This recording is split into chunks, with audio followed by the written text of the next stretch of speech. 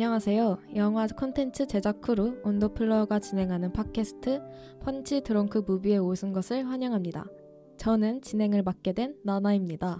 반갑습니다. 오늘은 더숲 아트시네마와의 협업 방송입니다. 더숲 아트시네마는 서울시 노원구에 위치해 있는 북서울권 유일의 예술영화 전용관인데요. 관객분들에게 뛰어난 작품성을 지닌 독립영화와 다양한 예술영화들을 상영하고 소개하는 문화공간입니다. 영화 관람 이외에도 더숲에서만 진행하는 다양한 행사들을 만나볼 수 있는데요.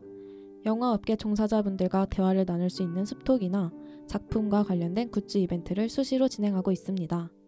더숲이 가지는 매력은 이뿐만이 아닌데요. 책과 미술이 있는 문화복합공간 더숲은 작가와 함께하는 낭독회와 북토크를 진행하는 큐레이션 서점이자 다양한 미술작품이 있는 갤러리이기도 합니다. 맛있는 브런치까지 준비되어 있다고 하니 한번 방문해보는 건 어떨까요? 저희 온더플로어와 더숲 아트시네마의 협업의 일환으로 매달 팟빵과 인스타그램 그리고 블로그를 통해 더숲과 관련된 다양한 콘텐츠가 올라올 예정입니다. 오늘 방송 재밌게 들어주시고 더숲 아트시네마에도 많은 관심 부탁드립니다.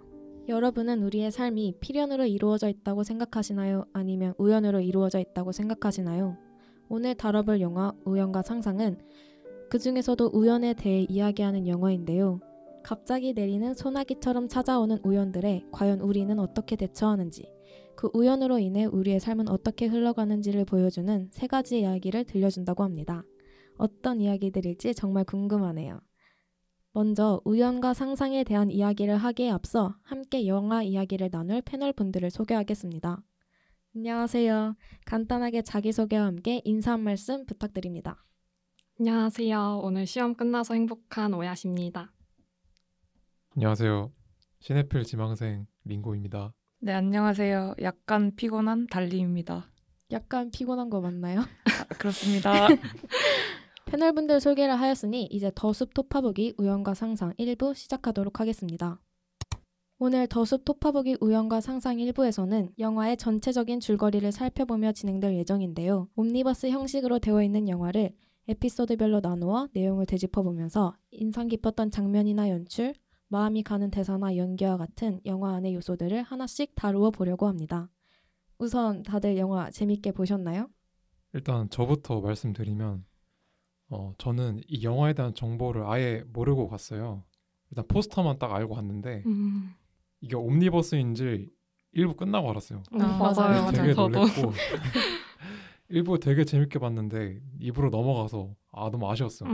좀 더 그 뒷얘기를 좀 더 듣고 싶은데 맞아요. 그래서 아쉬웠고, 근데 그럼에도 그 1, 2, 3부가 다 각자 개성이 있고 되게 단편 소설 읽는 느낌이라서 되게 소소하고 재밌었어요. 네.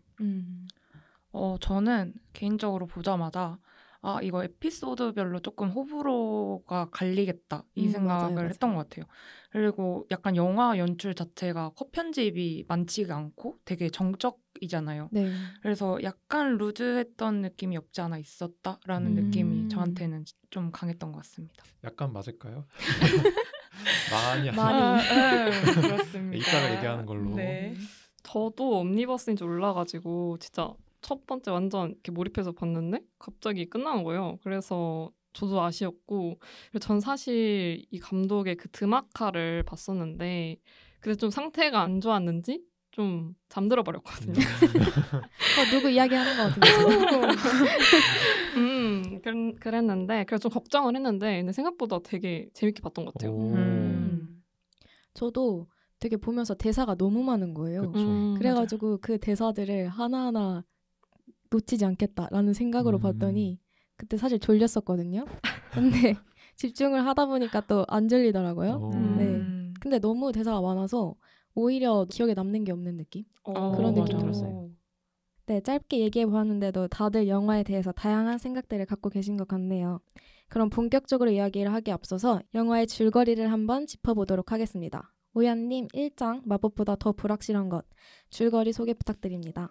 친구 츠그미의 데이트 이야기를 듣던 메이코는 그 상대가 자신의 전 남자친구 카즈키라는 것을 알게 됩니다. 메이코는 그의 사무실로 향하고 그들은 서로를 향해 날카로운 말을 뱉습니다.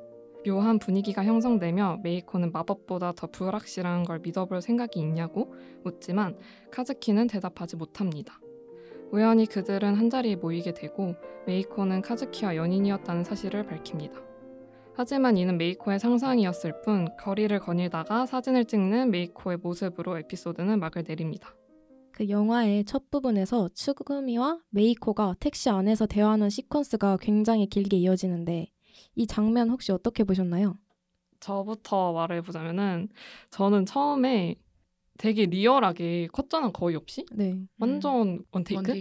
그렇게 계속 찍잖아요. 그래서 더 그 리얼함이 살았던 것 같고 전 처음에 이게 택시인 줄 모르고 네. 약간 매니저가 운전한 차량 저도요. 그런 건 줄 알았어요. 그래서 저렇게 썰을 디테일을 풀어도 되나? 그래서 저는 그 매니저님을 신경 쓰면서 막 이렇게 봤던 기억이 나요.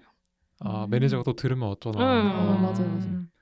근데 뭔가 구도가 그렇게 딱 원테이크식으로 가니까 오히려 조금 내가 진짜 그 둘 대화에 껴있는 느낌. 맞아요. 이어서 그 장면은 좋았던 것 같아요.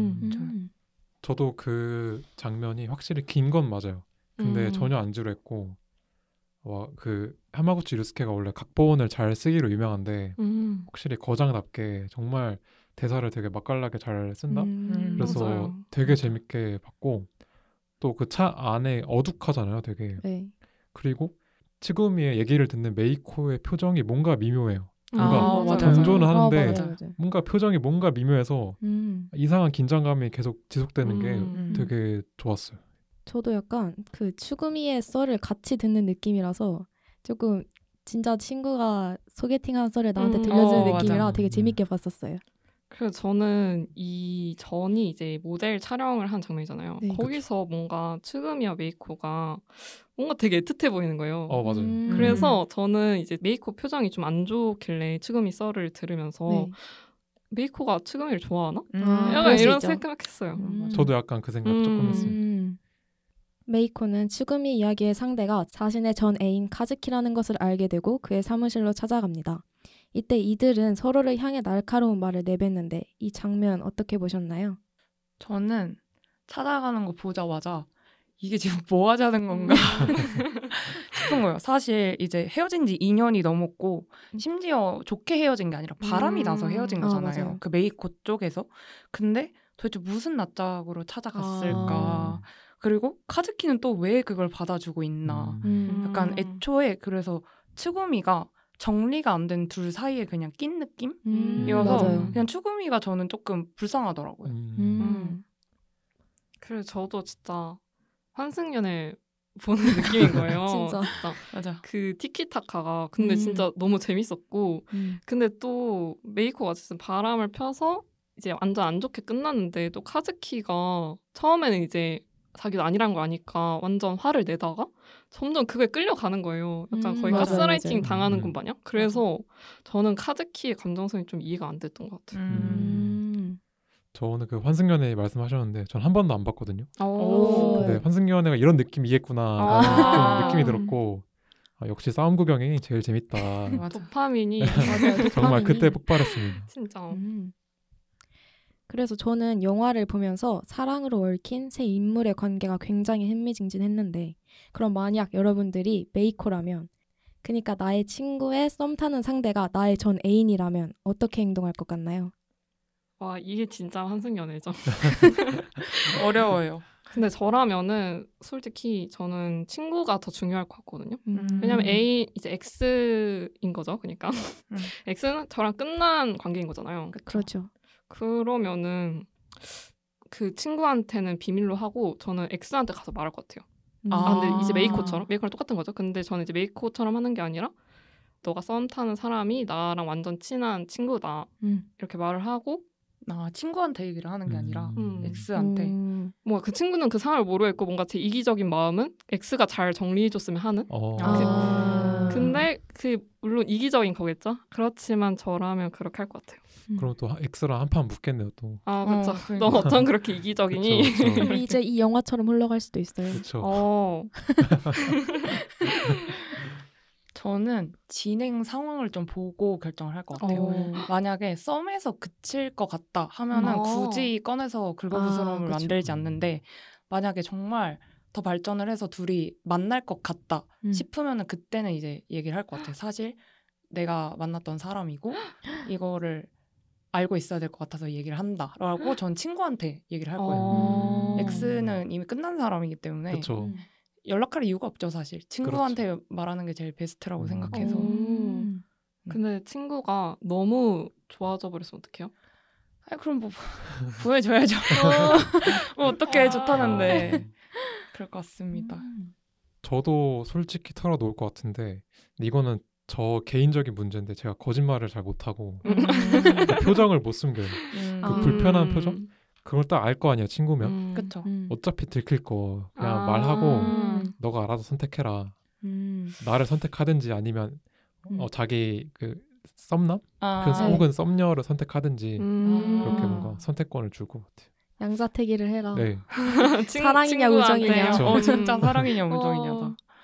저는 달리님이랑 비슷한 것 같긴 한데 달리님은 둘이 사귈 것 같으면 말씀하시겠다 했잖아요. 네. 근데 그러면 뭔가 둘의 관계가 이미 너무 깊어져 버렸기 때문에 저는 그냥 깊어지기 전에 미리 얘기해가지고 그냥 바로 들은 즉시. 왜냐하면 깊어진 관계를 뭔가 내가 끊는 느낌이 들어버리기도 하니까 그래서 먼저 얘기할 것 같아요. 진짜 민망한 상황이네요. 진짜 골치 아플 것 같아요. 상상하고 싶지 않아. 메이코는 츠구미와 카즈키가 한데 모인 자리에서 자신과 카즈키의 관계를 밝힙니다. 하지만 결국 이는 메이코의 상상으로 밝혀지죠. 메이코는 왜 이를 상상으로만 남겨두었을까요? 그리고 풍경 사진을 찍는데 이 행위가 의미하는 것은 무엇일지 혹시 시네필 링고님 어떻게 생각하시나요? 네, 정확히 말씀드리면 시네필 지망생이고요. 시네필 되려면 아직 멀었고 일단 제 생각은 우연적인 상황에서 상상으로만 대응을 했잖아요. 네. 그게 어떻게 보면은 이성적인 대처라고 생각을 했어요. 이게 실제로 행동에 옮겼으면 친구랑의 관계도 되게 파탄나고 그렇죠. 그 전 X와의 관계도 파탄나고 결국에는 진짜 파국으로 가는 건데 그거는 막았다. 그래서 마지막에 그 공사장 사진을 찍잖아요. 네. 뭔가 이 의미가 제 개인적인 해석이지만 뭔가 지금 내면은 되게 혼란스럽고 불안하지만 그래도 뭔가 공사하듯이 뭔가 단단하게 뭔가 다지고 있다. 그런 의미에서 찍지 않았을까. 그래서 뭔가 내면적으로는 전보다 더 성숙해진 메이코를 의미한 게 아닌가라는 생각을 좀 해봤습니다. 역시 시네필. 저는 메이코가 츠구미를 너무 좋아해서 상상으로 남겨뒀다고 생각을 해요. 왜냐하면 어찌 보면 전애인인 카즈키보다도 지금 현재 친구인 츠구미를 더 아끼고 좋아해서 츠구미를 잃고 싶지 않아서 그냥 아무것도 얘기하지 않고 상상으로만 남겨두지 않았나 생각했습니다. 저도 비슷한 생각이고 사실 저는 그 사진 찍는 의미는 잘 모르겠거든요. 저도요. 왜 찍지? 이랬긴 한데 그냥 저는 이제 그 상상인 걸 모를 때 메이코가 그렇게 행동을 할 때 진짜 나쁜 년이다. 이렇게 했는데 알고 보면 상상이었으니까. 근데 왜냐면은 그 전에 완전 그 카즈키한테 가스라이팅 할 때 진짜 충분히 그렇게 행동할 것 같았거든요. 뭔가 메이코가. 맞아요. 저도. 근데 그걸 한번 이제 엎어가지고 메이코 그래도 괜찮은 아이일지도 약간 이렇게 생각이 갑자기 들었던 다르게 것 같고. 네. 그래서 진짜 그 츠구미를 많이 좋아한 것 같아요. 메이코가. 저는 이 에피소드의 제목이 마법보다 불확실한 것 이거였잖아요. 네. 그래서 메이코가 생각하는 자신과 카즈키의 사랑이 이 제목이라고 생각을 했어요. 네. 택시 안에서 츠구미가 마치 마법과 같은 사랑이었다, 감정이었다 이렇게 얘기하잖아요. 근데 그것보다 불확실했기 때문에 자신의 사랑이 그래서 그들을 위해 한 발 양보했다. 그렇게 생각을 했어요. 그래서 아마 상상으로만 남겨둔 게 아닐까. 맞는 것 같아요. 그래서 진짜 그 메이코는 츠구미 이야기를 듣고 즉흥적으로 카즈키한테 간 거잖아요. 그렇죠. 그러니까 그 정도의 마음이었던 것 같아요. 그래서 자기도 아마 확신이 없었던 게 아닐까. 약간 홧김에. 그래서 이제 츠구미와 척을 질 정도로 카즈키와의 연인이 되고 싶진 않은 거죠. 결국 우정이 더 소중했던 거네요. 그렇기도 하고 그냥 카즈키에 대한 마음이 그 정도는 아니었어. 식었다? 사랑은 아니었다. 그냥 충동적인 마음이었다. 말 그대로 불확실했다. 맞아. 친구가 호감을 갖게 된 상대가 나의 전 애인이라 생각만 하도 도파민이 좀 올라오는데 그럼 이제 2장 문은 열어둔 채로로 넘어가 보도록 합시다. 링고님 줄거리 소개 부탁드립니다. 세가와 교수로 인해 유급을 한 사사키는 나오에게 그를 유혹해 함정에 빠뜨릴 것을 제안합니다. 이에 나오는 세가와의 소설을 낭독하며 그를 유혹하려 하지만 성공하지 못합니다. 그러자 나오는 대화를 녹음해 언론에 팔려고 했음을 털어놓고 세가와는 그 녹음본을 보내줄 것을 요청합니다. 하지만 나오의 실수로 녹음본은 다른 사람에게 전송되었고 이로 인해 나오는 이혼을 하게 되고 세가와는 종적을 감춥니다. 5년 뒤 나오는 우연히 버스에서 만난 사사키에게 자신의 명함과 함께 키스를 남기고 버스에서 내립니다. 2장의 제목처럼 세가와 교수는 항상 문을 열어두는데요. 이 행동에는 과연 어떤 의미가 있을까요? 저부터 말씀을 드리면 네. 저는 문을 열어두는 행위가 뭔가 우연에 개입할 확률을 높인다 이렇게 봤어요. 그러니까 세가와 교수가 예술가잖아요. 네. 이제 소설가로서 이런 우연적인 상황에 마음의 문을 열어놨다. 그러니까 자기는 뭐 어떤 걸로도 이제 승화를 시키겠다 예술로 그런 느낌을 받았고 뭔가 세가와 교수랑 하마구치 류스케랑 되게 겹쳐 보였다. 네. 뭔가 자신의 예술관을 딱 투영시킨 것 같았어요. 네. 어떤 예술관인지 여쭤봐도 돼요? 그렇게 깊게 물어보시면 간단하게 얘기하면 이게 하마구치 류스케가 영화 촬영을 할 때도 되게 우연적인 요소를 되게 많이 활용해요. 되게 그 리허설도 되게 딱딱하게만 하고 딱 슛 들어갈 때 연기하게 하고 그 정도로 뭔가 우연적인 요소 그런 것들을 되게 중요시하는 감독인데 뭔가 그런 자신의 예술관을 뭔가 표현한 게 아닐까 세가와 교수. 네. 진짜 생각 못 해봤는데 완전 맞는 것 같아요. 맨 처음에 사사키가 완전 거의 도자기 하듯이 이제 무릎 꿇고 사죄를 막 한 번만 봐주십시오 이렇게 할 때도 문을 열어두라고 하고 맞아요. 그래서 여기서도 이제 나오가 왔을 때 문 열어두라고 하길래 그냥 정말 의심받는 걸 싫어하고 그냥 그런 상황 만든 것 자체를 좋아하지 않는 좀 신중한 성격이다. 그래서 그거 그냥 보여주는 거라고 생각을 했거든요. 근데 약간 그 우연을 개입할 여지를 만든다는 그 해석도 너무 좋은 것 같아요. 되게 새로운 감사합니다. 것 같아요. 저도 그냥 내가 이 자리에 앉아서 하는 모든 행동들을 너네한테 보여줄 수 있을 만큼 결백한 사람이야를 보여준다고 생각해서 약간 책 잡힐 만한 행동을 하지 않아. 약간 이런 자신감을 드러내려고 문을 계속 열고 생활을 한 게 아닌가 저는 생각했습니다. 근데 저는 처음에 사실 세가와 교수한테 그렇게 막 좋은 시선으로 바라보지 않았었거든요. 네. 그래서 굳이 문을 열어두길래 오히려 뭔가 찔리는 게 있으니까 문을 닫아두면은 사람들이 날 의심하겠지라고 생각할 거니까 이걸 문을 열어둠으로써 나는 떳떳하다를 일부러 과시하고 보여주는 행위라고 생각했는데 약간 방귀 낀 놈이 속는다. 네, 그렇죠. 느낌. 나 아무것도 안 했어. 나 물어보지도 않았는데 이런 느낌? 그렇게 봤었어요. 그렇게 볼 수도 있겠네요. 생각해보니까. 좀 그런 예민한 그런 포인트로 그렇게 생각할 수 있을 것 같아요. 사실 진짜 떳떳하면은 그렇게 강박적으로 할 필요 없잖아요. 그렇죠. 문이야 뭐 닫을 수도 있는 그렇죠. 건데. 맞아. 나오는 세가와 교수가 자신의 유혹에 넘어오지 않자 실은 자신이 불순한 의도로 접근한 것이라고 털어놓는데요. 저는 개인적으로 이런 나오의 고백이 진심이라고 생각하지 않고 한 번 더 함정을 놓는 거라고 생각했는데 혹시 어떻게 생각하셨나요? 저도 함정이라고 생각했어요. 음. 그래서 나오가 좀 치밀하다. 왜냐면은 처음부터 연기를 좀 잘하는 거예요. 맞아요. 그래서 그 세가 교수님한테 되게 자연스럽게 접근을 잘하길래 보통 치밀한 게 아닌데 해서 그리고 그렇게 빨리 회유되지 않을 거라 생각했어요. 그러니까 그렇게 마음이 세가한테 털어놓지 않을 거라고 생각을 했는데 근데 계속 보니까 네, 함정이 아니었더라고요. 맞아요. 그래서 뭔가 함정이라기에는 나오의 표정이 너무 진심이었어요.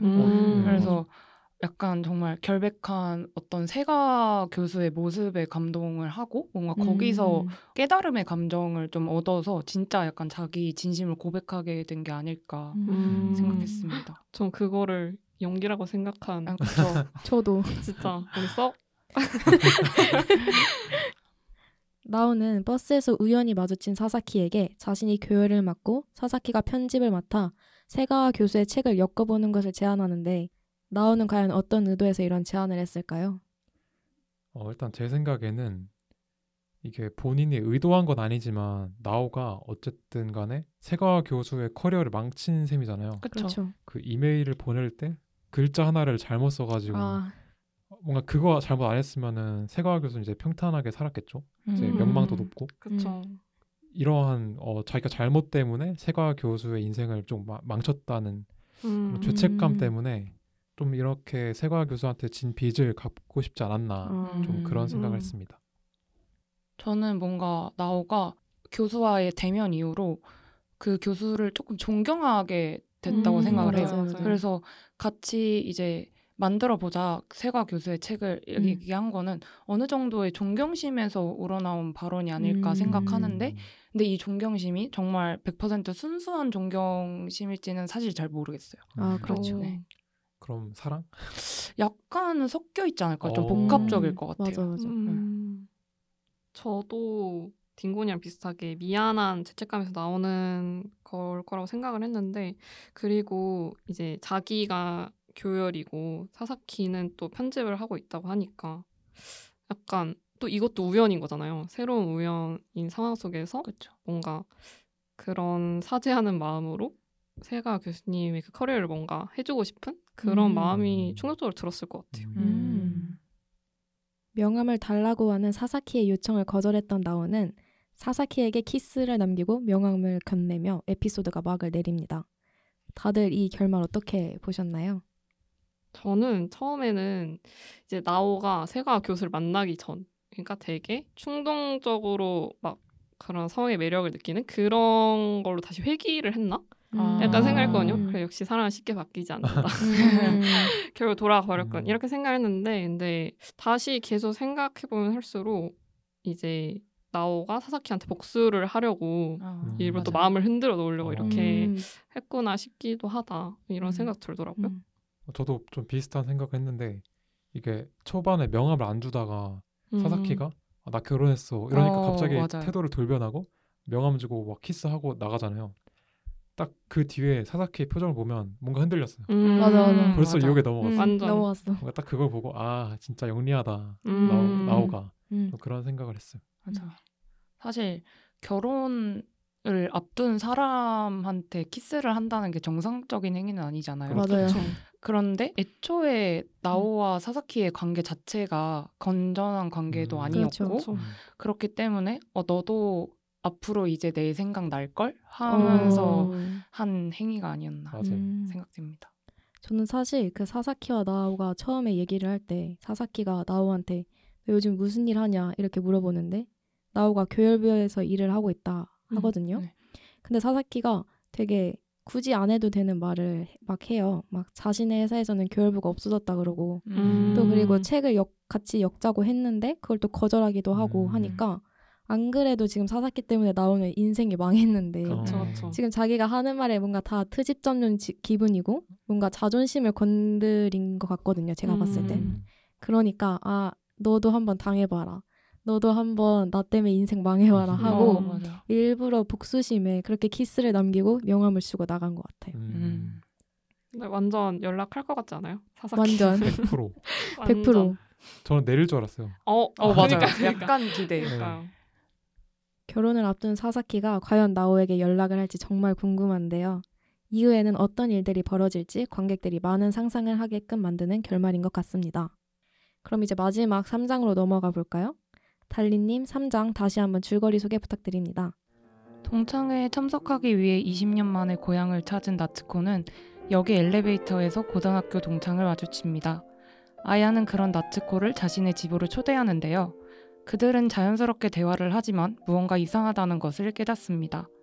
실은 자신들이 찾던 동창이 아닌 일면식조차 없는 사람들이었는데요. 그럼에도 불구하고 나츠코는 노조미 역할을, 아야는 미카 역할을 해주며 서로의 그리워하는 대상이 되어줍니다. 역할극을 통해 하고 싶었던 이야기를 털어놓는 나츠코와 아야의 모습으로 에피소드는 막을 내리게 됩니다. 3장은 다른 에피소드과는 달리 특별한 설정이 있었는데 바로 제롬 바이러스로 인해 아날로그로 회귀된 세상이라는 설정이었어요. 혹시 여기에 어떤 의도가 있었을까요? 저는 이 초반에 제로온 바이러스 이렇게 하고 자막 뜨고 뭐 되게 중요한 것처럼 막 맞아요. 하잖아요. 근데 와 이거 뭐 디스토피아인가? 뭐지 이거? 했는데 맞아. 갈수록 기억도 안 나고 네, 맞아요. 그렇게 중요한지도 모르겠고 맞아요. 저는 지금도 뭔가 굳이 그런 설정이 필요한가? 그 의도가 뭔지 되게 궁금해요. 아직도 잘 모르겠어요. 저도 되게 아쉬웠던 게 그 설정이 되게 흥미롭다고 생각했거든요. 그리고 저는 되게 아날로그에 대한 향수가 엄청 좀 그런 걸 좋아하는 그거여서 되게 중요하게 다뤄질 것처럼 해놓고서도 그렇게 안 하니까 맞아. 엄청 아쉬웠던 것 같아요. 네, 저는 사실 요즘에는 디지털이 너무 발달되어 있다 보니까 언제 어디서든 연락을 할 수 있는 게 당연시 되잖아요. 근데 약간 이 에피소드에서는 그 바이러스로 인해서 회귀되고 연락을 그렇게 당연시하게 어디서든지 할 수 있는 게 아니잖아요. 그래서 저는 개인적으로는 이렇게 연락이 불편한 시대임에도 사람 간의 관계가 어떻게 전개가 되는가를 중점적으로 다룬 느낌이었어요. 그래서 뭔가 사람 간의 관계의 소중함을 좀 강조하기 위한 설정이 아니었나 생각됩니다. 사실 동창회도 마츠코가 누군가를 찾기 위해서 나간 거잖아요. 그 불편함을 감수를 하고. 그래서 뭔가 그런 설정이 이런 나츠코의 간절함을 강조시켜주지 않았나 싶습니다. 맞아요. 솔직히 SNS가 있었으면 굳이 20년 동안 그 사람을 그리워하면서 동창회를 나가고 뭐 이러진 않았을 것 같아요. 그쵸. 인스타에 쳐보겠죠. 그렇죠. 검색해보고 잘 살고 있나? 카톡 프로필 보고. 일본은 개인주의 문화가 강해서 개인의 사생활을 중요시 여긴다고 하는데 그럼에도 불구하고 아야는 나츠코를 흔쾌히 자신의 집으로 초대합니다. 아야는 왜 이런 행동을 했을까요? 저는 사실 아야가 나츠코한테 첫눈에 반했다고 생각을 해요. 근데 이게 인간적인 호감이든 아니면 정말 뭐 이성적인 호감이든 뭔가 첫 만남의 호감을 느꼈으니까 자신의 공간까지 데려오지 않았을까요? 사실 동창이라고 오해를 했다 해도 오랜만에 만난 동창을 내가 사는 집에 데려간다는 것 자체가 쉽지는 않잖아요. 그렇죠. 근데 이렇게 선뜻 같이 차 마실래 우리 집에서? 라고 한 거 보면 뭔가 인간적으로 끌리는 게 있었으니까 아야가 그렇게 얘기를 하지 않았을까 생각을 했습니다. 저도 보면서 약간 둘이 서로 첫눈에 반한 게 아닐까 이 생각이 들었거든요. 뭔가 에스컬레이터에서 그냥 한번 딱 보자마자 하면서 그게 표현으로서는 뭔가 동창을 마주쳤다 이거지 첫눈에 반했다 이거라고 생각을 했는데 특히 둘이 그 거실에서 서서 막 얘기를 하는데 뭔가 표정이 되게 묘했던 순간이 있거든요. 뭔가 시선에서 뭔가 이거 뭐지? 둘 사이에 뭔가 기류가 흐르는데 싶었던 순간이 있는데 마침 또 아들이 갑자기 와가지고 그 분위기를 깨긴 하지만 그 전까지는 둘이 눈빛에서 뭔가 흐른단 말이에요. 그걸 보면서 나츠코는 레즈비언이라는 설정이 나왔지만 아야는 그렇게 설명이 나오진 않았지만 아야도 뭔가 그런 성향이 있을 수도 있겠다. 그래서 둘은 서로에 반한 거일 수도 있겠다. 이 생각이 들었어요. 저는 그런 생각까지 못 들었던 것 같고 그냥 아야가 되게 자기의 삶에 만족하지는 못하는 상태잖아요. 행복하냐 물어봤을 때 바로 대답하지 못하고 그냥 뭐 이렇게 말하고 그래서 되게 그냥 인간적인 관계에 갈증이 있다고 생각을 했어요. 그러니까 그냥 평범한 뭔가 엄마로서 그러니까 살아가는 삶인 건데 근데 또 남편도 그걸 발견하게 되잖아요. 남편이 뭐 첫사랑을 만나 연락한 그 정황도 발견하게 되고 그래서 그런 외로움을 엄청 느끼고 있던 상태에서 이제 나츠코를 만나서 좀 충동적으로 이렇게 하게 된 게 아니었을까 생각했거든요. 저도 좀 오야님이랑 비슷한데 뭔가 사랑까지는 아닌 것 같고 되게 엄마와 아내로서만 그런 역할로만 살아오다가 되게 오랜만에 친구를 만나니까 정말 내가 내 자신이 된 느낌? 맞아요. 이런 것 때문에 그 반가운 느낌에 친구를 초대하지 않았나 그렇게 생각합니다. 동창의 이름을 떠올리지 못하던 아야는 이름을 기억해내고 나츠코를 향해 발걸음을 돌립니다. 이 에피소드 내내 이름을 기억하는 행위가 되게 중요하게 여겨지는 것 같은데 여기엔 어떤 의미가 있었을까요?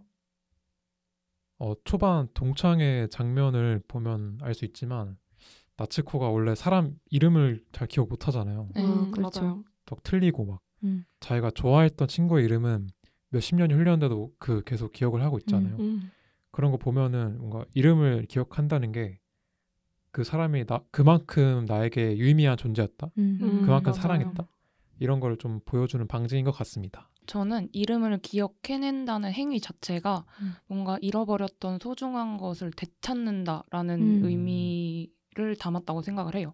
왜냐하면 시간이 너무 많이 지나서 바래진 이제 기억들을 우연히 나츠코라는 아야라는 완전한 타인을 만나서 서로 이제 마법 같았던 시절들을 찾게 되잖아요.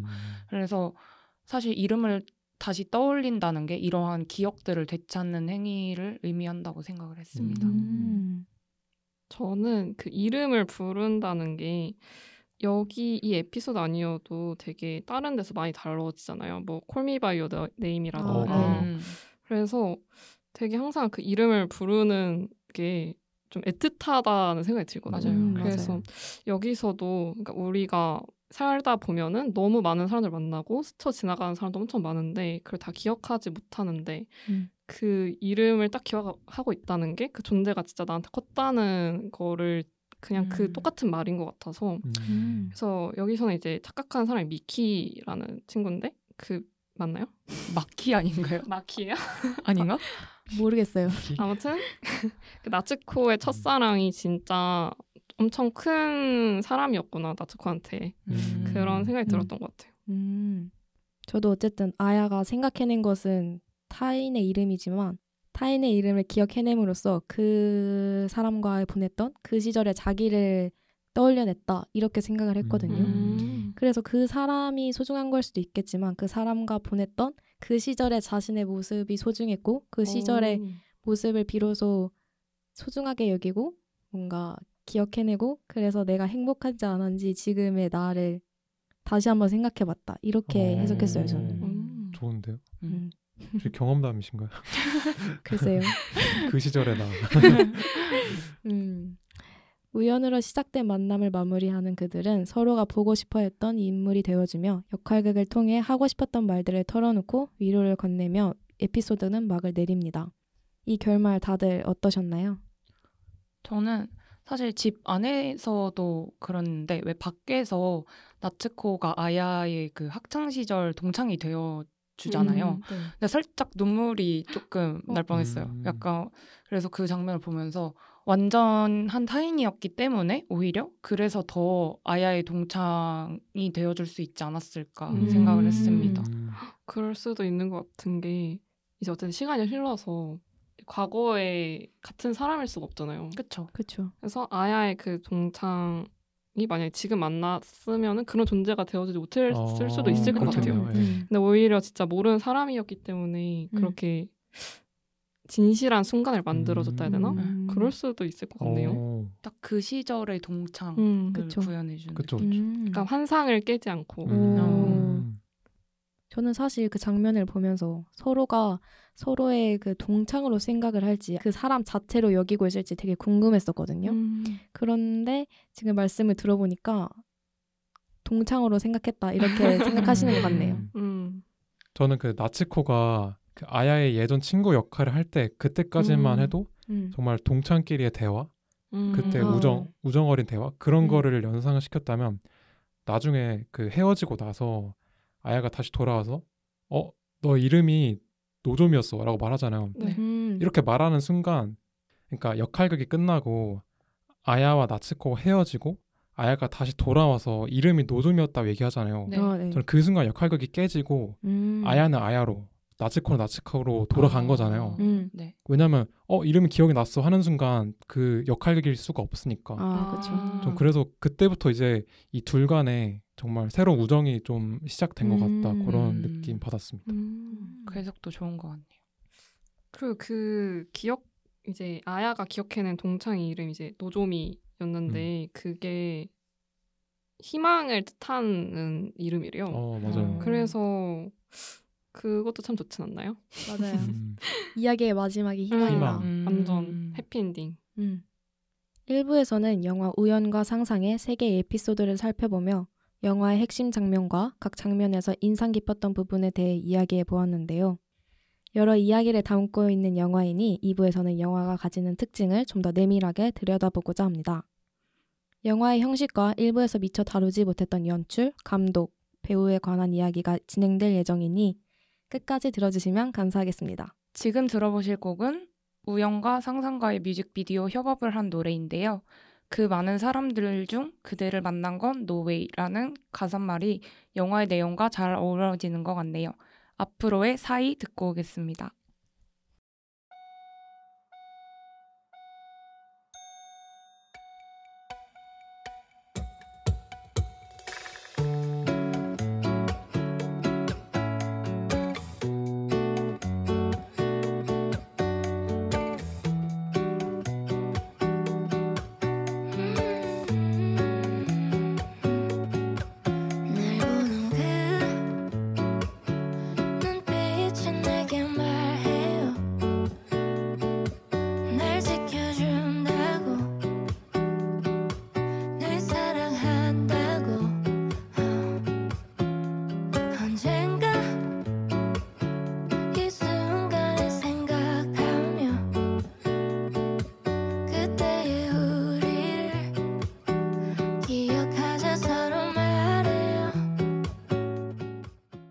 더숲 토파보기 우연과 상상 2부 시작하도록 하겠습니다.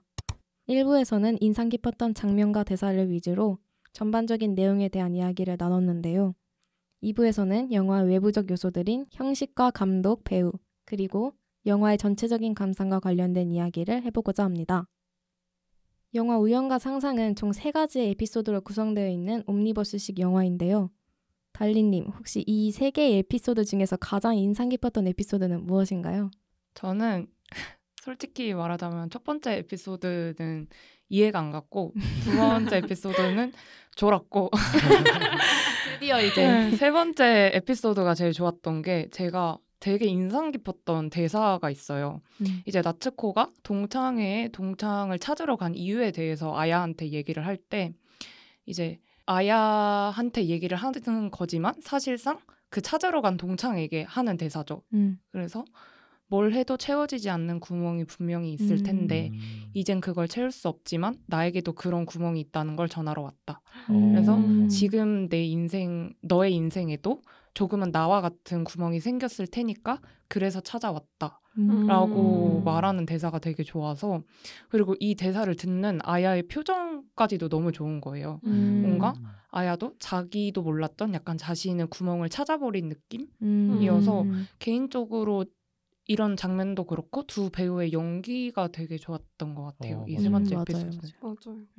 저도 진짜 그 대사가 너무 좋았던 게 어쨌든 그 둘도 참 안 좋게 끝난 거잖아요. 그쵸. 그 첫사랑이 바람 펴서 이제 결혼을 하고 이런 식으로 되게 안 좋게 끝났는데 어쨌든 저는 참 그 마무리라는 게 중요하다고 생각을 하거든요. 맞죠. 잘 끝낸다면은 그 나중에도 그걸 아름답게 기억을 할 수 있으니까 추억으로. 근데 이제 나츠코는 그걸 못해서 엄청 한이 됐던 것 같아요. 그래서 그걸 구멍이 생겼다고 표현을 하는 것도 좋았고, 근데 그거를 이제 아야를 통해서 뭔가 그걸 메꾼 것 같아가지고 이 장면이 진짜 아름답다고 느꼈던 것 같아요. 맞아요. 근데 저는 이 에피소드가 제일 좋은 건 맞는데 약간 도파민이 돋았던 건 1인 것 같아요. 맞아요. 한승연애. 저도 그래서 도파민 때문인지 모르겠는데 첫 번째 에피소드가 가장 좋았는데 뭔가 그 사무실에서 둘이 약간 싸울 때 흔한 연인들의 대화 같아서 되게 인상 깊게 봤었거든요. 맞아요. 그래서 뭔가 싸우다 보면은 내 본심은 이게 아닌데 괜히 뭔가 그 싸움에서 이기고 싶어가지고 더 심한 말 내뱉고 맞아요. 더 미워하고 막 이러잖아요. 그래서 약간 그런 사람들의 인간적인 모습을 그린 것 같아서 저는 첫 번째가 제일 좋았습니다. 저도 순수한 재미로 따지면 1부가 제일 좋았고 정말 1부가 안 끝났으면 좋았는데 조금 아쉬웠어요. 2부로 넘어가서 저는 그 오프닝 씬에 그 메이코 추그미와의 대화라든지 뭐 그 뒤에 이어지는 뭐 카즈키 메이코의 대화가 너무 그 각본을 잘 썼다. 지루하지 않게. 그리고 3부 같은 경우에는 제가 솔직히 말하면 영화를 볼 당시에는 막 감동적이다 이렇게 느껴지진 않았어요. 제 감수성의 문제인지 뭔가 초반에 도파민을 너무 많이 받아가지고 뭔가 적응이 안 됐는지 근데 그 뒤에 좀 생각을 하고 막 해석 영상도 찾아보고 하면서 점점 좀 좋아졌어요. 그 3부의 감동적인 마무리가 약간 스며들어. 맞아요. 그런 느낌. 그럼 이 3가지 에피소드들은 마법보다 불확실한 것, 문은 열어둔 채로, 다시 한번 이렇게 제목이 있는데 각 제목이 의미하는 것은 무엇일지 혹시 생각하시는 거 있나요? 저는 그 다시 한번이 좀 인상 깊은데 네. 그 마지막 시퀀스에서 아야와 나츠코가 처음 만난 상황을 다시 반복하잖아요. 네. 이걸 반복하고 서로의 마음을 치유하는데 보통 반복하면은 되게 지루하다는 느낌이잖아요. 뭐 지겹다, 일상의 반복, 좀 부정적인 느낌인데 오히려 감독은 이거를 좀 다르게 본 것 같아요. 이게 반복할 때 똑같이 반복하는 게 아니고 좀 차이가 있잖아요. 일상을 반복할 때도 마찬가지고 그런 차이에서 오는 어떤 아름다움 그런 거를 좀 묘사를 하고 싶지 않았나 감독 입장에서 그렇게 생각했습니다. 지금 들으면서 갑자기 생각이 났는데 어쨌든 감독은 매번 똑같은 씬을 뭔가 여러 번 찍어서 그걸 볼 거 아니에요. 그럴 때마다 여러 번 하니까. 그럴 때마다 뭔가 차이가 있다는 것을 보고 또 뭔가 점점 더 나아지는 것을 보고 이 사람들한테도 뭔가 인생에서 기회를 한 번 더 준다 이런 얘기를 하고 싶었던 거 아닐까요? 그런 것 같아요. 너무 좋은데요? 너무 좋은 해석인데요? 저는 그냥 이건 별개인데 그냥 그 다시 한번이란 이 말을 보니까 왠지 그 에스컬레이터에서 서로 마주쳐서 한 명은 다시 올라가고 한 명은 다시 내려오고 이러잖아요. 그 상황이 갑자기 생각이 났어요. 그래서 저는 그 장면이 되게 웃기기도 하면서 뭔가 귀엽다고 해야 되나? 맞아요. 그런 장면을 생각했는데 그런 반복하는 그런 포인트가 그 장면에서부터 뭔가 시작되지 않았나. 저도 다시 한번이라는 제목이 좋았는데 사실 첫 번째 에피소드 제목이 마법보다 불확실한 것이잖아요. 근데 사실 이게 사람의 감정을 나타내는 말 같아서 이 제목이 되게 좋았던 것 같아요. 사실 사람의 감정이라는 게 눈에 보이지는 않잖아요. 눈에 보이지도 않고 되게 몇 시간에 몇 번씩 바뀌는 게 사람 감정이니까. 그래서 마법보다 불확실한 것이라고 한 게 그 세 사람 간의 복잡한 감정선을 잘 나타내줬다고 생각을 합니다. 저 근데 마법 가로치고 보다 불확실한 것이잖아요. 근데 그거는 왜 그랬다고 생각하세요? 그 치구미가 자신의 그 만났던 그 만남이 뭔가 마법 같았다고 얘기를 하잖아요. 그것도 전달하고 싶고 그 카즈키랑 메이코의 사랑이 마치 마법보다 불확실하다. 이 두 사랑을 모두 얘기하고 싶었기 때문에 그런 과로를 표현해서 한 게 아닐까요? 이중적으로 그럴 수 있겠네요. 그러니까 사랑은 마법이다가 그 치구미가 얘기하는 거고 사랑은 마법보다도 불확실하다. 이게 카즈키와 메이코의 사랑. 감독님과 두 개 다 얘기를 하고 싶었던 거죠. 결국은. 똑같은 사랑인데 누군가는 이렇게 느끼고 이렇게 느낀다. 덕분에 이해했습니다. 아닐 수도 있는데. 3가지 에피소드가 있는 만큼 굉장히 많은 캐릭터들이 등장했는데 이 캐릭터들의 인기 투표를 한번 해보도록 합시다. 자신의 최애 캐릭터는 누구였는지 한 분씩 말씀해 주세요. 저는 왠지 이거 누가 할 것 같아서 먼저 할게요. 저는 나츠코가 좋았어요. 왜냐하면 자존감이 높은 듯 낮은 듯 알 수 없고 뭔가 성격이 튀는 것 같으면서도 안 튀고 되게 매력적인 캐릭터라고 생각을 했어요. 뭔가 알기 어려운데 그래서 더 알고 계속 알고 싶은 사람 같은 느낌이었어요. 저한테는. 그래서 근데 이런 사람이 내가 그때 그 시절에 동창을 더 좋아했고 난 진심이었고 지금까지도 잊지 못하고 있어 라는 거를 자존심을 세우면서 얘기를 하진 않잖아요. 그냥 당당하게 얘기를 하잖아요. 근데 사실 이거를 자존심을 다 접어두고 솔직하게 얘기할 수 있는 사람이 얼마나 될까 생각이 들면서 되게 매력적인 캐릭터였던 것 같아요. 맞아요. 되게 나츠코가 입체적인 인물 같다 생각했어요. 맞아요. 뭔가 다른 캐릭터들은 뭔가 어디서 본 것 같은 그런 느낌 받았는데 되게 나츠코는 뭔가 되게 현실적, 그러니까 진짜 현실에 있을 법한 그런 느낌이면서도 많은 이야기를 가지고 있구나. 근데 저는 근데 저는 츠그미가 너무 예뻐가지고 그냥 츠그미 보는 순간부터 너무 예쁘다 이러 받고 그냥 네 예뻐가지고 그리고 솔직히 카즈키하고 너무 잘 어울렸거든요. 맞긴 해요. 맞아. 얼굴 합이 어른 맞아. 커플 느낌. 진짜 완전 그냥 메이코랑 카즈키 뭔가 좀 안 어울리는 약간 것 같아. 너무 어려 보여서 맞아, 메이커가 그 남자에 비해. 그냥 약간 츠그미와 카즈키가 진짜 뭔가 커리어 뭔가 맞아, 그렇게 맞아. 갓생 사는 아, 커플의 어른들? 느낌. 어른들. 그래서 참 보기 좋았답니다. 결론이 보기 그냥 좋았답니다. 보기 좋아서. 저도 그 부분 되게 공감하고. 근데 제 개인적으로 최애 캐릭터는 메이코. 와. 캐릭터로 보면은 객관적으로 절대 좋은 사람이라고 할 수 없잖아요. 네. 네.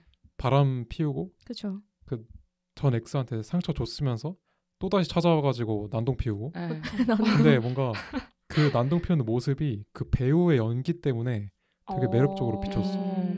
진짜요? 저는 완전 짜증이었는데. 저도 짜증 지대로. 뭐야 쟤.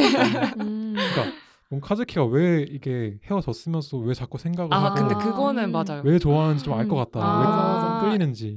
진짜 끌려 다닐 수밖에 없는 네, 되게 매력의 되게 소유자. 솔직한 매력? 맞아. 털털하고 그런 게 좀 매력이지 않을까.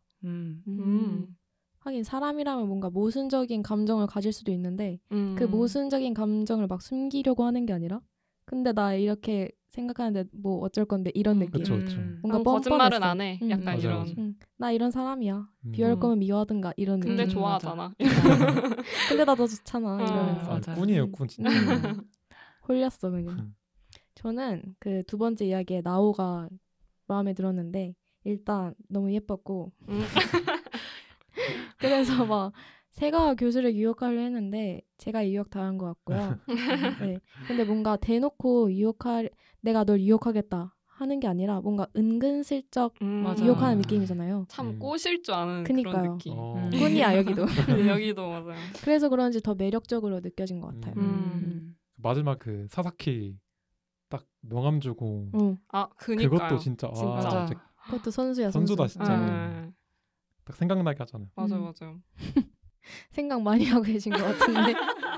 갑자기 사사키한테 감정이 우연과 상상이라는 영화의 제목처럼 각각의 에피소드는 우연한 일이 벌어지고 그 우연 속에서 등장인물들은 상상을 펼칩니다.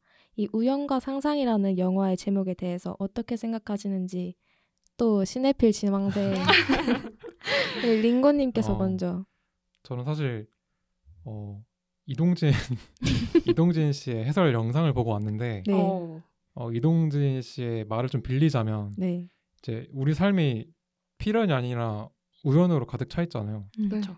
되게 뭐 태어난 국가도 정해져 있고 성별, 뭐 집안, 뭐 부모님 다 어떻게 보면 부조리하다고도 볼 수 있는데 이거를 해결할 수 있는 방법은 현실적으로는 상상이다. 그러니까 내가 뭐 부모를 바꿀 수도 없고 국가를 바꿀 수도 없고 그래서 이렇게 부조리한 상황 속에서 인간이 할 수 있는 거는 이제 상상밖에 없고 그 상상을 가장 잘 표현한 게 예술이다. 그래서 결국에는 이 하마구치 류스케가 만든 우연과 상상이라는 영화 자체가 예술에 대한 영화다. 그렇게 하더라고요. 이동진 씨가. 되게 공감을 했고 되게 놀랍다라고 생각을 했습니다. 놀랍네요, 진짜. 약간 영혼이 좀. 그러니까. 진짜 놀라요. 아까 그 메이코가 상상을 함으로써 뭔가 그 상황을 나쁘게 만들지 않고 막 그랬다 하셨잖아요. 약간 그 해석과 맞닿아 있는 그런 말이네요. 맞아요. 저는 되게 그냥 너무 기가 막히게 잘 지었다. 그냥 영화 내용이 진짜 우연과 상상이라는 키워드로 진짜 설명이 된다는 생각이 많이 들더라고요. 그래서 한 줄 평을 써야 되는데 그냥 진짜 그냥 우연과 상상 딱 이렇게만 하고 싶은 거예요. 그냥 제목이 너무나도 영화를 잘 담은 것 같다는 생각을 했고 그리고 사실 진짜 민구님이 말하신 이동진 평론가님이 말하신 것처럼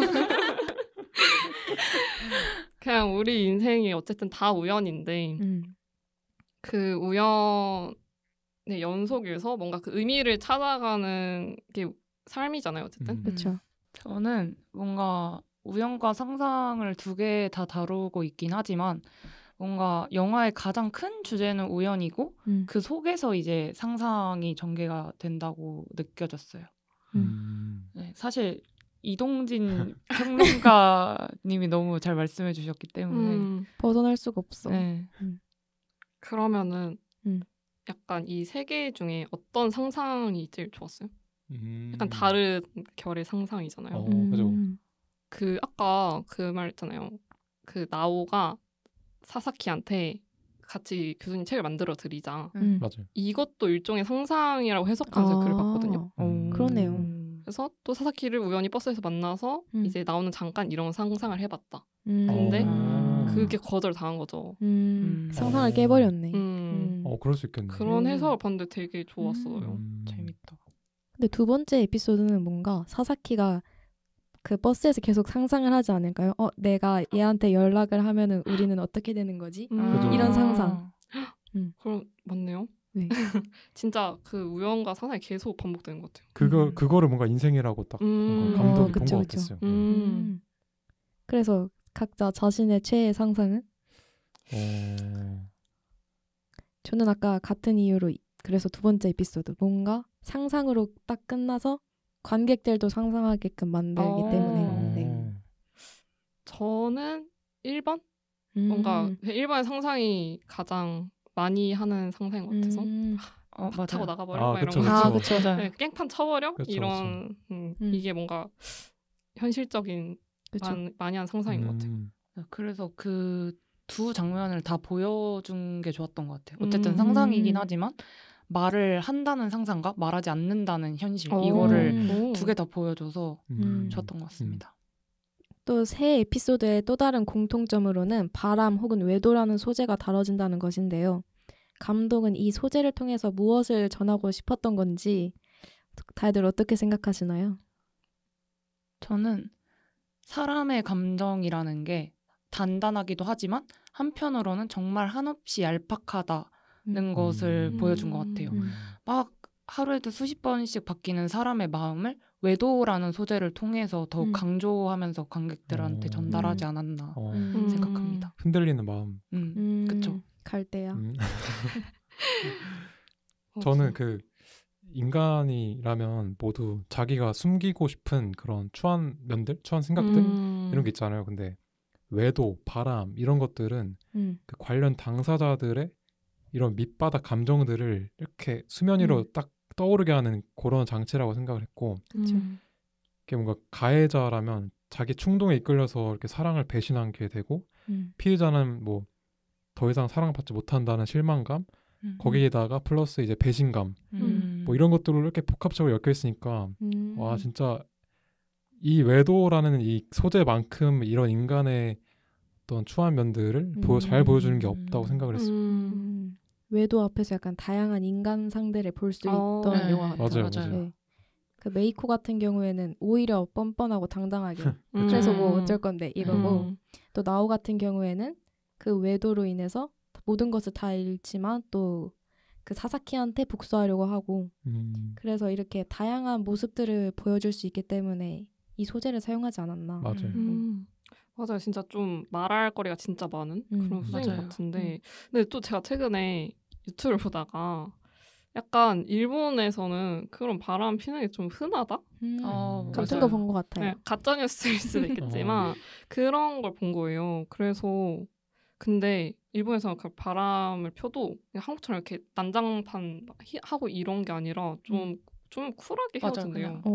진짜요? 사고 쳤네 이렇게 하면서 진짜로 일본 연예인들 중에 바람 때문에 뉴스 나는 그게 되게 흔해요. 그쪽으로 좋아했었어서 아는데 그냥 불륜이다 하고 그냥 그날 하루 딱 이슈되고 잊혀지는 그게 흔한가 봐요. 그러니까 우리나라 완전 매장을 당하는데 당하는데 일본에서는 그렇게 대수롭지 그냥 하나의 이슈.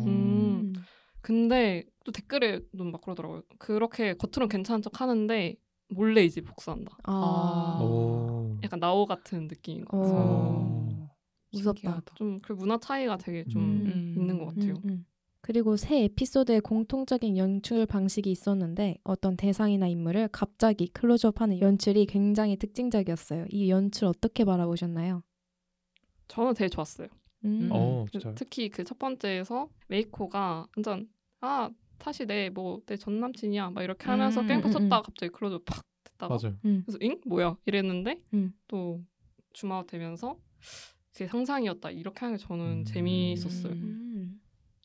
저는 그게 보고 딱 흐름이 깨진 느낌이었어요. 맞아. 근데 그걸 내가 의도한 것 같은데 저는 뭔가 약간 어색해가지고 그 딱 줌인하는 게 뭔가 어색해가지고 감독이 무슨 의도로 그런 위험을 감수했을까 뭔가 궁금하기도 하면서 맞아요. 네, 독특하다라고 생각했습니다. 저 그래서 그거 보면서 내가 핸드폰 뭐 영상 찍을 때 갑자기 줌인 한 느낌? 그리고 약간 오래 잡아주잖아요. 가까이서. 맞아요. 그런데 그게 너무 기니까 내가 배우랑 눈 마주치고 있는 느낌이고 너무 어색하고 빨리 지나갔으면 좋겠고 이래서 저는 개인적으로 불호를 따지면 조금 불호 쪽이었던 것 같습니다. 저도 그거 보면서 약간 뭔가 한국 아침 드라마처럼 뭐라고? 하면서 갑자기 막 주민하잖아요. 막 주스 뱉을 것 같고 약간 그런 방식 같아서 왜 굳이 많고 많은 방식 중에 저 방식을 택했을까? 의도는 알겠지만 왜 저거 했을까? 해가지고 뭔가 다른 장면들과 좀 붕 뜨는 느낌이라서 저도 약간 개인적으로는 불호였어요. 근데 이게 2, 3부엔 또 있었나요? 기억이 안 나가지고. 이런 클로즈업 연출이요? 2부에는 그 세과 교수를 딱 클로즈업하고 세과 교수가 그 스크린을 봐요. 보면서 이제 그 나오한테 조언을 해주는데 그게 마치 관객한테 하는 것처럼 이렇게 말해. 눈을 딱 마주치면서. 완전 익스트림 이런 거였죠. 저는 그건 좋았어요. 3부는요? 3부 아야랑 나츠코가 둘이서 얘기하는 장면에서 되게 그냥 쓰였던 걸로 기억을 해요. 많이. 너무 많이 쓰여서. 거실에서 역할극 할 때 잠깐 해준 것 같기도 해요. 이렇게. 네, 그렇죠. 스크린 딱 눈을 마주치게. 그럼 패널분들은 혹시 영화 속 주인공들처럼 기억에 남는 우연을 경험한 적이 있나요?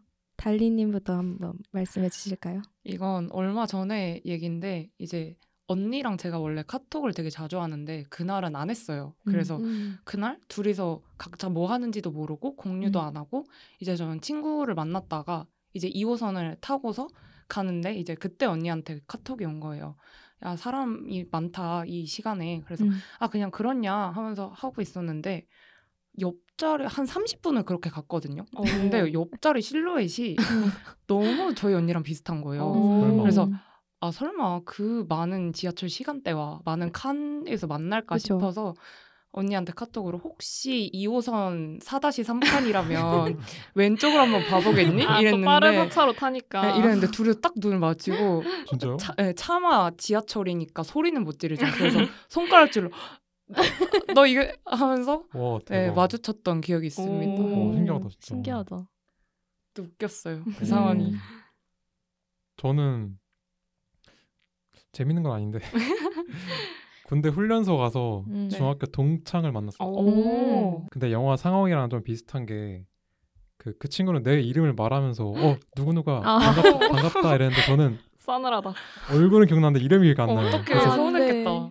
와 반갑다 저도 이렇게 일단 했고 근데 결코 그 이름에 관련돼서는 얘기를 안 하고 그냥 얼버무리고 딱 헤어졌던 기억이 있어요. 근데 아마 느끼시지 않았을까요? 느꼈을 것 같아요. 지금은 이름 기억해요 그러면? 아니요. 너무해. 그닥 막 친했던 친구는 아닌데 그냥 안면이 좀 튼. 근데 되게 그때 시겁했어요. 그 진짜 가물가물해요. 맞아요. 사마구치 류스케 감독은 우연과 상상 이외에도 드라이브 마이카, 아사코, 해피아워, 그리고 올해 개봉한 악은 존재하지 않는다 등 여러 작품을 내놓았는데 다른 작품들 혹시 보셨나요? 저는 안 봐서 본 분들의 추천을 좀 받아보겠습니다. 저도 그러려고요. 그래서 그러면 보신 분들이 다른 작품들과 우연과 상상 한번 비교해 주세요. 제가 본 영화는 일단 드라이브 마이카랑 악은 존재하지 않는다 이렇게 총 3개를 봤는데 일단 우연과 상상은 대사가 많기도 하고 어떻게 보면 연극적인 측면이 좀 강하잖아요. 그렇죠. 이런 측면에서는 드라이브 마이카랑 되게 비슷해요. 대사도 많고 뭔가 영화 같지 않고 연극 같아요. 그런 측면에서 만약에 우연과 상상을 재밌게 봤다 하면 드라이브 마이카도 재밌게 볼 수 있을 것 같고 그냥 그 한 부를 이렇게 3시간 동안 늘린 거로 생각하면 돼요. 근데 이게 재밌는 거 맞죠? 지루하다고 생각하시는데 안 지루해요. 각본을 워낙 잘 써서 그 제가 다른 영화 뭐 악은 존재하지 않는다 이거를 좀 설명드리면 이 제가 말씀드린 두 편에 비하면 되게 이미지하고 음악이 강조돼서 되게 분위기가 다르고 만약에 이런 영화적인 느낌 이런 걸 좋아하시는 분이라면 악은 존재하지 않는다를 더 선호하실 것 같아요. 그러면 순위를 꼽자면 저는 악은 존재하지 않는다가 1위고 네. 2위가 우연과 상상. 네. 3위가 드라이브 마이카. 아까 재밌다고 하셨는데 재밌는데 좀 길긴 해요. 네. 진짜 길어요. 저는 드라이브 마이카만 봤거든요. 근데 러닝타임이 3시간 정도 했던 것 같은데 맞아요. 저는 이걸 진짜 대박 이것도 우연인 게 이걸 더숲 여기 가서 봤어요. 근데 그때 상태가 좀 안 좋아서 굉장히 피곤해 하면서 봤는데 네. 그래서 사실 잘 기억이 안 나고 근데 이게 또 그 각본상인가요? 칸에서 맞아요. 그걸 받았었고 또 그 유명한 소설 무라카미 하루키 예. 그 소설을 이제 영화로 만든 거라서 진짜 좋아하는 사람도 진짜 많더라고요. 인생 영화라는 사람도 많고 맞아요. 그래서 저도 우연과 상상을 이제 또 재미있게 봤으니까 좀 멀쩡한 정신으로 네. 이걸 다시 한번 봐봐야겠다. 맑은 정신으로. 네, 그런 생각이 들었어요. 그럼 이제 이 영화를 재밌게 보신 분들을 위해 추천해 주실 다른 영화가 있나요? 달리님? 저는 좀 뜬금없을 수도 있지만 그 마지막 3번째 에피소드에서 이름을 기억해내는 것에 대한 의미가 되게 인상 깊었어요. 그래서 뭔가 생각을 해봤는데 너의 이름은 이나 시간을 달리는 소녀도 특히 이름을 기억한다는 행위가 되게 두드러지는 애니메이션이잖아요. 그래서 결국 이 영화들도 우연과 우연 속에서 시간의 엇갈림을 나타내고 있기 때문에 사실 워낙 유명해서 다 봤겠지만 그래도 이 기회에 뭔가 다시 보는 게 조금 감회가 새롭지 않을까 생각해서 이거 2개 생각했던 것 같습니다. 저는 둘 다 안 봤기 때문에 진짜요? 봐야겠네요. 부럽다. 무슨 일? 저는 시간 달리는 소녀 진짜 진짜요? 저도 한 5번 본 것 같아요. 그거는 그 정도? 정말 여운이 있어요. 와. 봐야겠네요. 저는 딱 이 영화 보면 생각나는 영화가 한여름의 판타지야라는 영화인데 네. 완전 진짜 독립 영화 깔이고 그거는 진짜 다큐를 보는 것 같아요. 정말 그 대화량이 이것보다 더 많거든요. 거의. 약간 별로 안 좋아하시는 것 같은데. 네, 약간 근데 저는 이제 제 친구가 이걸 너무 좋아하길래 봤는데 이것도 좀 멀쩡한 정신에서 봐야 되는 건데 근데 되게 진짜 좀 여운이 많이 남았던 게 그냥 어디서도 보지 못했던 영화여가지고 진짜 그 대화를 한 장면이 진짜 많은데 엄청 진짜 이건 찐 같아요. 그냥 하나도 연기 안 받고 그냥 제 날것의 대화를 내가 옆에서 이렇게 듣는 느낌이고 그리고 여름의 묘사가 되게 잘 돼 있고 이것도 약간 옴니버스처럼 3부작이었던 것 같아요. 그래서 우연과 상상과 좀 비슷하다고 느껴진 게 많았어요. 이제 곧 여름이니까 보면 되겠다. 정말 진짜 새로운 느낌을 받을 수 있어요. 그럼 이제 시네필 차례인가요? 기대된다. 부담 너무 주시는데 제가 추천하고 싶은 영화는 홍상수 감독의 북촌 방향입니다. 이거는 워낙에 되게 유명한 영화라서 아마 한 번쯤 들어보셨을 것 같은데 그 우연과 상상의 왓챠 한 줄평 보면은 되게 홍상수 얘기가 많이 나와요. 맞아요. 되게 비슷하다. 따라한 거 아니야? 이러면서 약간 장난으로. 근데 저도 되게 많이 느꼈어요. 이런 우연적인 상황들 그리고 어떤 되게 대화가 있는데 되게 이상한 대화들 되게 이상한데 뭔가 묘한 대화들 그런 게 특징인데 그 홍상수 감독이 그런 면에서 좀 비슷했던 것 같고 조금 다른 점이 있다면 우연과 상상에 비해서 북촌 방향이 훨씬 불친절해요. 훨씬 더 이상하고. 싫어. 근데 그래서 매력적이에요. 뭔가 알고 싶고 자꾸만 떠오르는. 자꾸만 떠오르고 뭔가 찾아보고 이게 뭐지? 이게 뭘까? 이렇게 궁금증을 일으키고 그래서 되게 재밌었던 추천드립니다. 저는 사실 영화가 아니라 책을 들고 왔는데 장유진 작가의 일의 기쁨과 슬픔이라는 책이거든요. 이게 내용이 어떤 내용이냐면 당근마켓에서 우연히 만난 사람과 얘기를 나누면서 그 사람이 직장인으로서 어떤 애환을 겪고 있는지에 대해서 막 얘기하고 갑자기 서로 만난 타인인데 막 서로에 대해서 공감하고 뭐 서로 위로해주는 그런 내용이라서 뭔가 그 3부와 조금 연관지어서 볼 수 있지 않나. 네. 자, 2부에서는 우연과 상상에서 인상적이었던 장면들을 다시 한번 짚어보며 영화 외적인 요소들에 대해 이야기하는 시간을 가져보았습니다. 현실 속에서도 일어날 법한 우연과 상상이어서 그런지 더욱 와닿는 영화인 것 같은데요. 그럼 이제 최종적으로 각 영화의 별점을 매겨보도록 하겠습니다. 저희 팟캐스트의 별점 방식 다들 아시죠? 별점이 10점 만점에 5점 이하이면 별로라는 의미에서 펀치, 그리고 6점 이상이면 취할 정도로 좋다는 의미의 드렁크로 구분해서 평점을 매기도록 하겠습니다. 그럼 지금까지 나눈 이야기들을 종합해서 우연과 상상에 대한 별점과 한 줄 평 남겨주세요. 저 먼저 해도 될까요? 네. 일단 저의 개인적인 취향이라는 걸 알아주시고 네. 저는 4점으로 펀치이고요. 와우.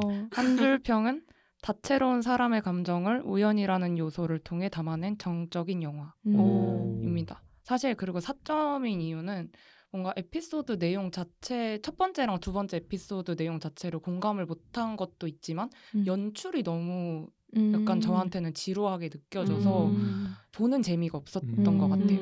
그래서 사실 4점은 그 마지막 에피소드에 대한 저의 별점이 아닐까 싶습니다. 나머지 빵점. 여기까지 하겠습니다. 정적인에 굉장히 그 방점이 들어져 있네요. 정적인 이런 느낌. 저는 10점 만점에서 7점으로 드렁크이고요. 한 줄 평은 영화를 보면서 든 생각인데 내가 미처 눈치채지 못한 내 삶의 우연을 상상하게 만드는 영화라고 하겠습니다. 계속 영화 보면서 약간 그 에피소드가 다루는 결이 좀 다르잖아요. 네.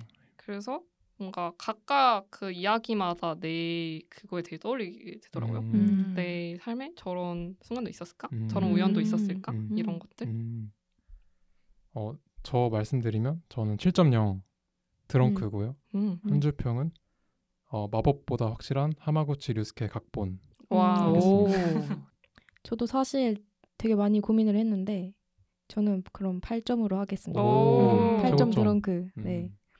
저의 한 줄 평은 인생에 찾아오는 서프라이즈 선물 우연이라고 하겠습니다. 네. 방송을 끝내기 전 1장 마법보다 불확실한 것과 2장 문을 열어둔 채로에 삽입된 곡이죠. 꿈이라는 의미를 갖고 있는 슈만의 어린이 정경 7번 곡 트로이 메라이 듣고 오겠습니다.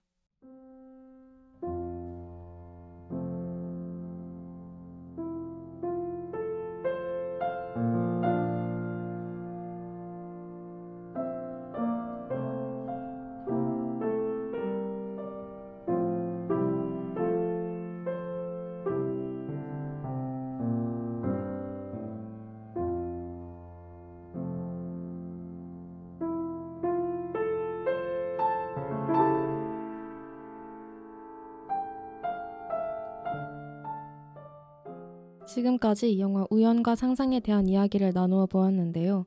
우리의 삶에 찾아왔던 우연들을 떠올려보고 또 어떤 우연들이 찾아올지 기대하게 만들어주는 영화인 것 같습니다. 때로 우리는 크고 작은 우연을 기대하곤 합니다. 우연히 들어간 식당이 소문난 맛집이길, 우연히 길에서 그리운 그 사람을 마주치길 말이죠. 하지만 이 우연들이 일어나기 위해서는 식당에 들어가야 하고 밖에 나가 길을 걸어야 합니다. 아무것도 하지 않으면 우리가 바라는 기적과도 같은 우연은 발생하지 않는 법이죠.